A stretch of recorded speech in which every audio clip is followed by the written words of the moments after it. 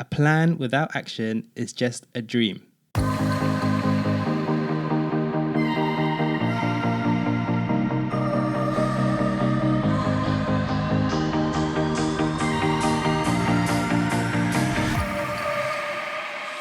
don't have to wait until you reach financial independence to start enjoying your life. You can do that much earlier and start living a life that you love and that's true to you. Welcome to Freedom Before FIRE. Using FIRE and life design techniques, we help you create freedom on your way to FIRE instead of waiting until you're retired to do the things that light you up. I'm your host Greg, a FIRE movement and life design enthusiast. If you're itching to get freedom now, then let's do this.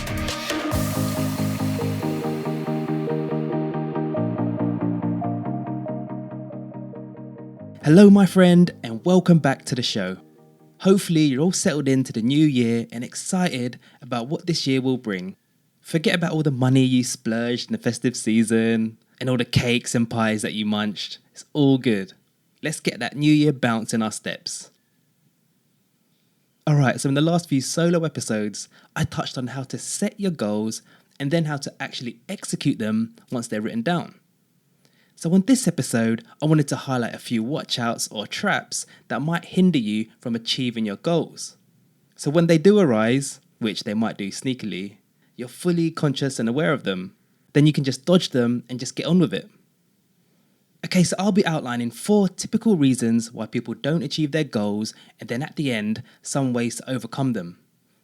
As I go through them, just ever think to yourself if you've fallen for any of these traps before. Because for me, I've experienced most of these, or actually all of these on my journey, and that's why I wanted to share them with you. Okay, let's jump into the first one. Alright, so I'll start with the one that I resonate with the most, and I could definitely say I've been in this situation a few times. Okay, so the first one is you do more planning than action.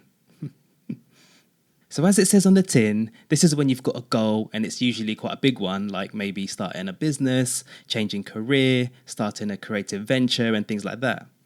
And basically you stay in that initial phase of planning and researching, but you never actually do the actions that you plan to do. So one example where I've experienced this is when I first started investing in the stock market. It actually took me months of researching.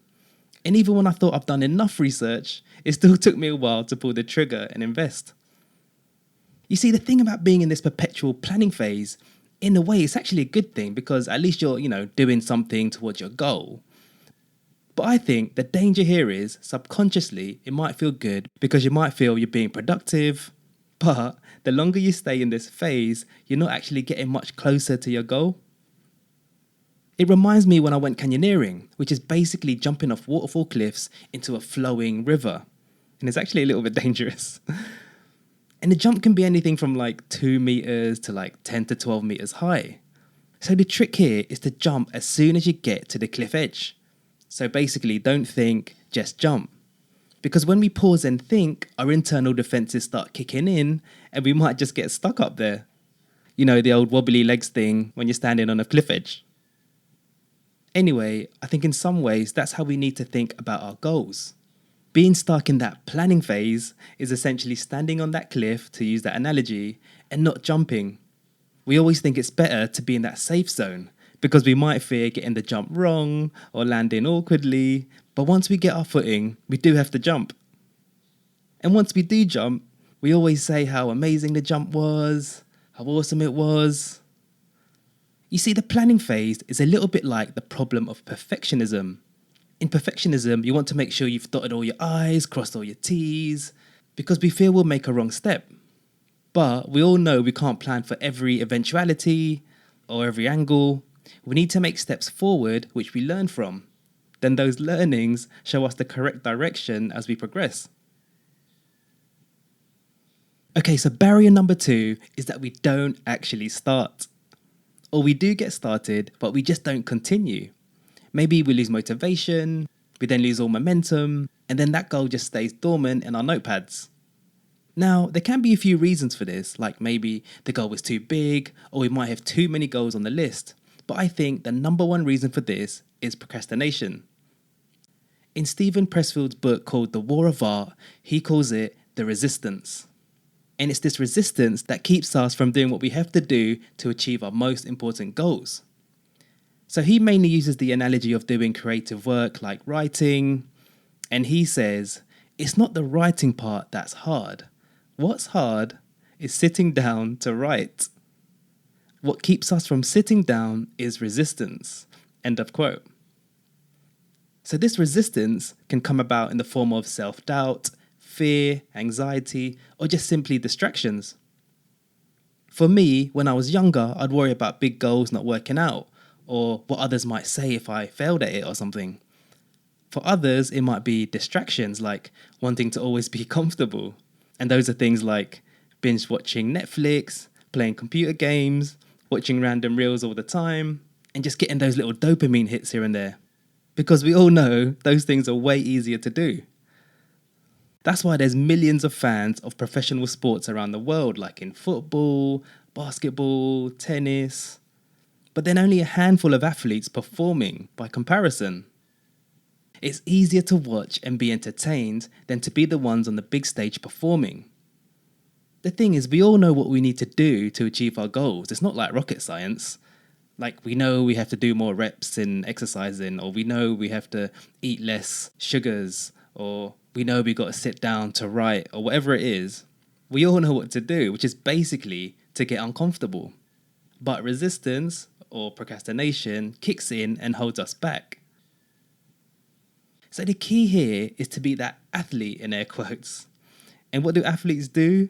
They work on their craft every day. They practice, they take action, they have a weekly plan and know what to do every day.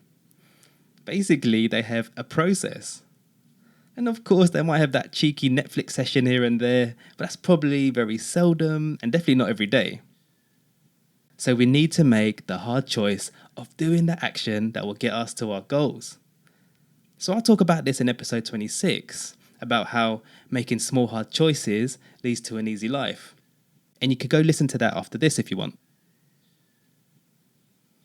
Okay, so barrier number 3 is we don't do them at the right time of day or place.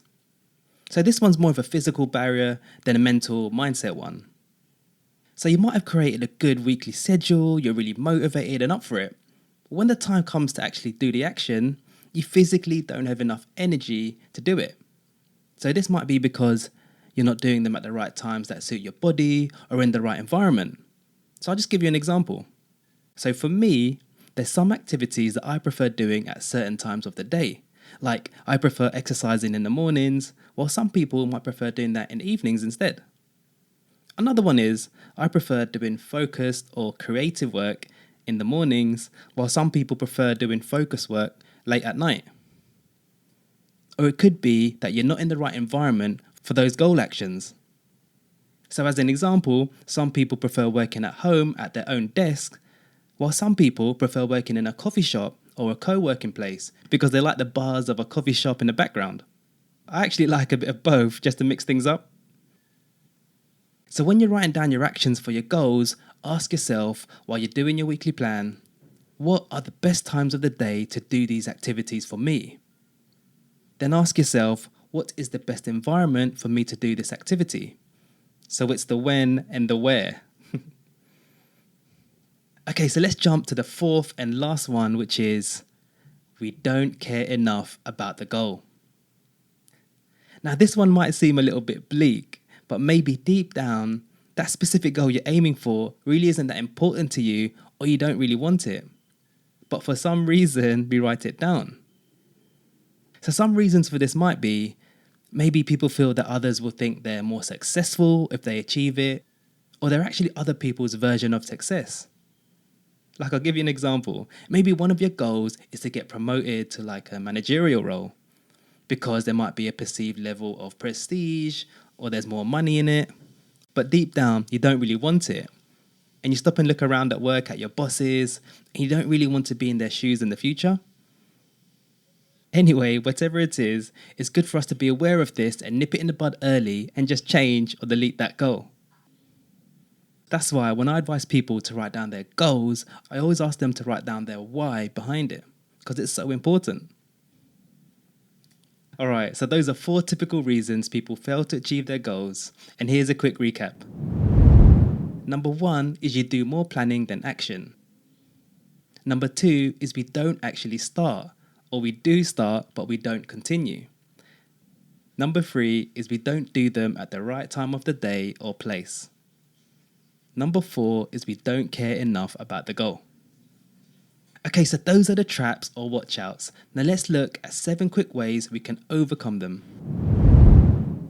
So number 1 is give yourself a deadline. For example, put it on your calendar when certain phases need to end, like the planning phase, of course. Number 2 is to break down your goal into baby steps. Make them less daunting and just take those little baby steps one at a time, which helps build momentum and your confidence. Number 3 is to try not to get too comfortable. Getting our goals is hard. As the saying goes, we need to get comfortable being uncomfortable. Okay, number 4 is think processes instead of results. Like creating a weekly plan with all your goal actions. I mentioned this in episode 43. And as the author of Atomic Habits wrote, you do not rise to the level of your goals, you fall to the level of your systems. Number 5 is to follow your energy. Make sure you're doing the task at the right time of day for you, and also make sure you're in the right environment. Number 6 is to remind yourself of your goals weekly.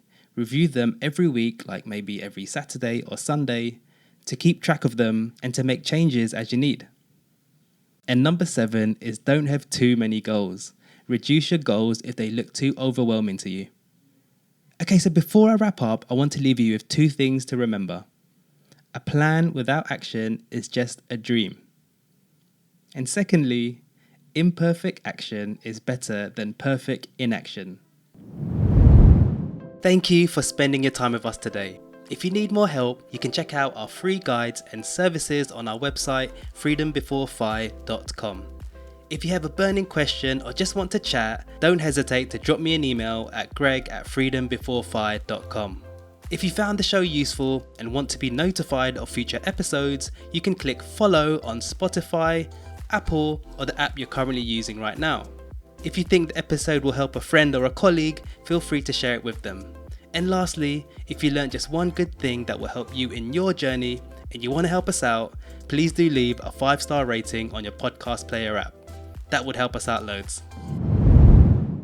Alright, so that wraps up the show today. Have a great week and I'll catch you on the next one. As we always say, practice gratitude, live life by your design, and do things that make you smile. You got this.